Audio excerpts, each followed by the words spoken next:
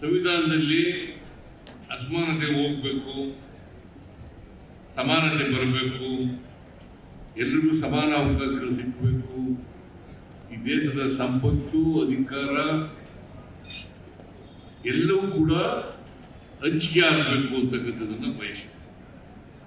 ಯಾಕಂತಂದ್ರೆ ನಿಮ್ಮ ತಪ್ಪಿನಿಂದಾಗಲಿ ಅಥವಾ ನಮ್ಮ ತಪ್ಪಿನಿಂದಾಗಲಿ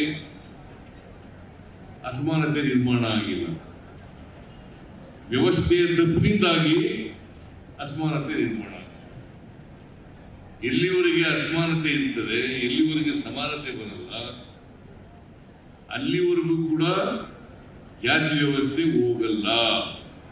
ಇದನ್ನು ಬಹಳ ಸ್ಪಷ್ಟವಾಗಿ ತಿಳ್ಕೋಬೇಕಾಗ್ತದೆ.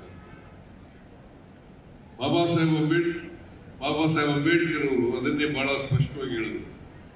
ಎಲ್ಲರಿಗೂ ಆರ್ಥಿಕ, ಸಾಮಾಜಿಕ ಸಬಲತೆ ಬಂದಾಗ ಮಾತ್ರ ಈ ದೇಶಕ್ಕೆ ಸ್ವಾತಂತ್ರ್ಯ